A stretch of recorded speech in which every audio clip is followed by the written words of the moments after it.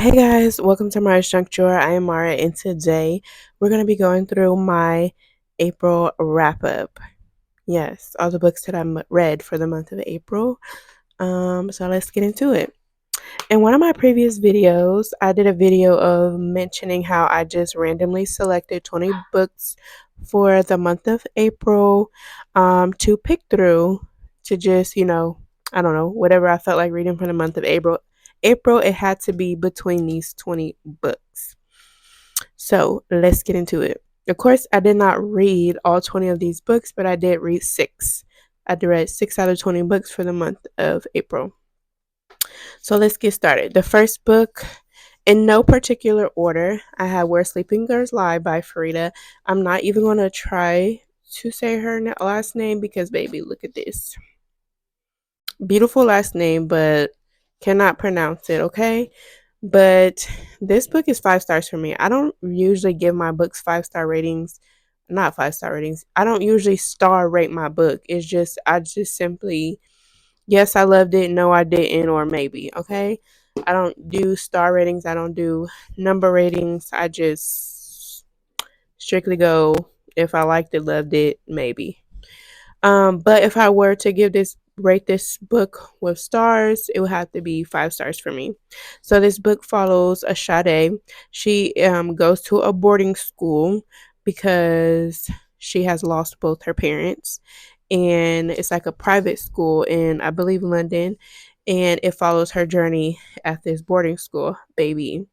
If you're somebody who loves a good mystery suspense, the suspense was suspensing in this book, like 100%. Like, she ate up the suspense. I was literally locked in from beginning to end. Like, once you hit chapter 30, you're not going to want to put the book down because you just have to know what the heck is about to happen next. Like, nail biting for me. Like, nail biting for me. And baby, once the plot twist hits you, the plot twist will continue to hit you until the end of the book. Like, it's not just one big plot twist, it's literally plot twist after plot twist after plot twist after plot twist. Now, I did not read her other book, Ace of Spades. This was my introduction book to this author, which I love because I'm looking at the book. I always hear so many mixed reviews about Ace of Spades where it just wasn't doing it for them, but this book did it for me. So I am kind of nervous to read Ace of Spades because based off what people are saying, this is pretty much, I feel like this is a heavy hitter to read first and then jump into Ace of Spades. So I'm kind of nervous, but love this book, 5 stars. So good that I even told my daughter that she needs to read this and she hasn't read it yet, but I don't know. I'm gonna get her to read it. Because I think it was like in my lock video, the mic started getting like it was losing connection or something, and I'm not sure why it does that. So hopefully it's not scratchy. I might have to just buy another mic. All right, because I ordered this mic off the TikTok shop. Next, we have The Divorcees by Rowan Beard.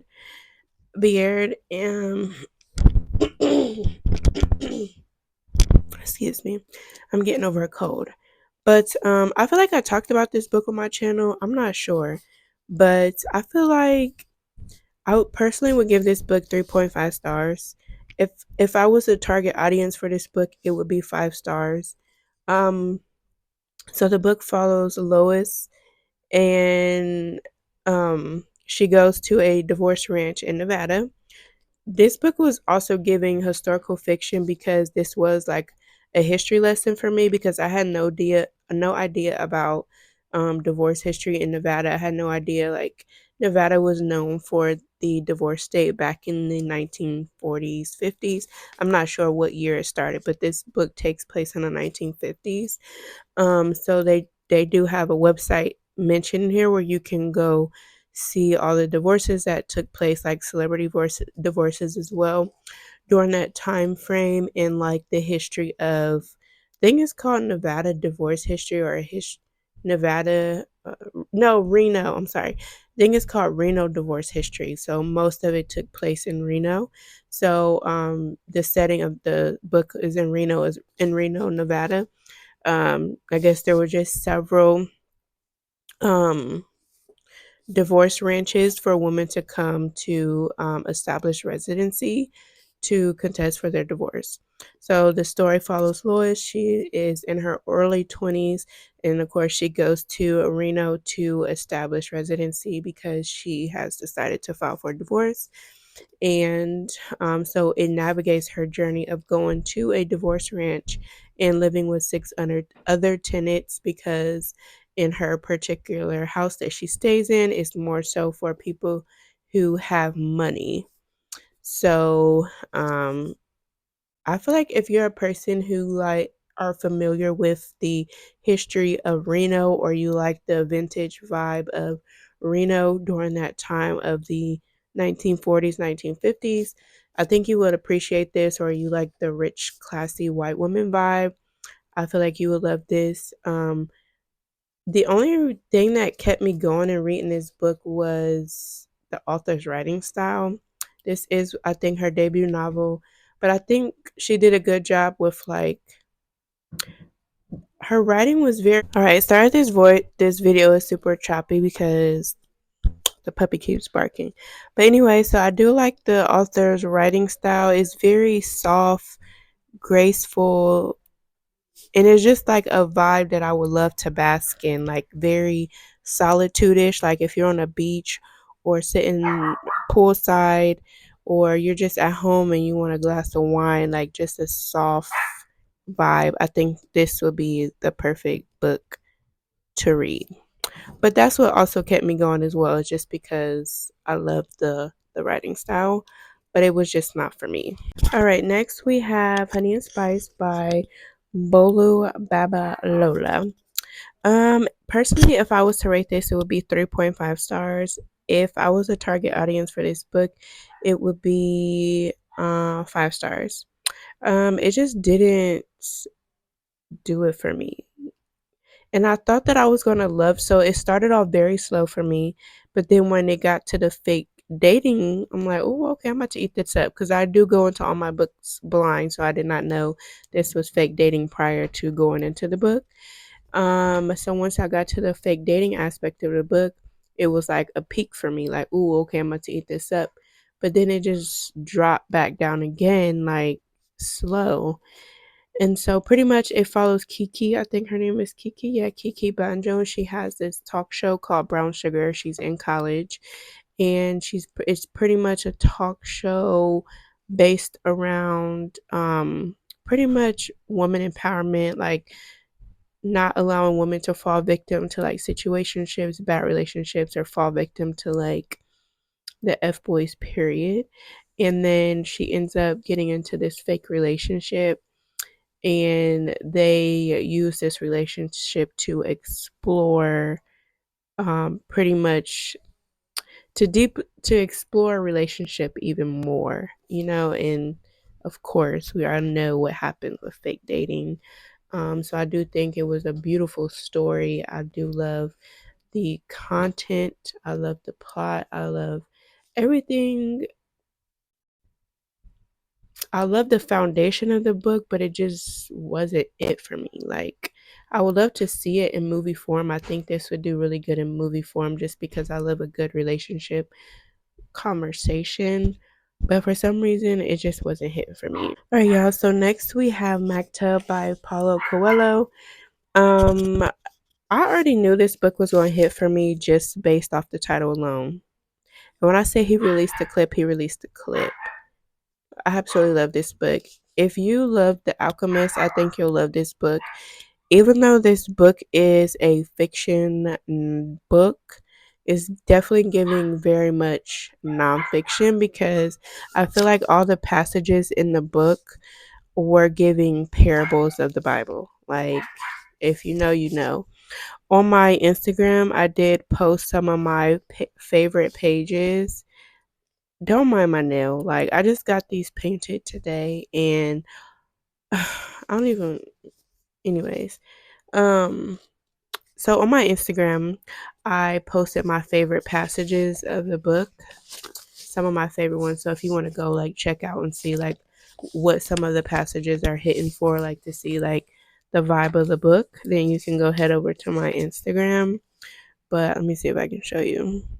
So they're like short, sweet passages, very enlightful, very much spiritual enlightenment. Definitely what my soul needed. This is a book that I would literally add to my like pick me up books.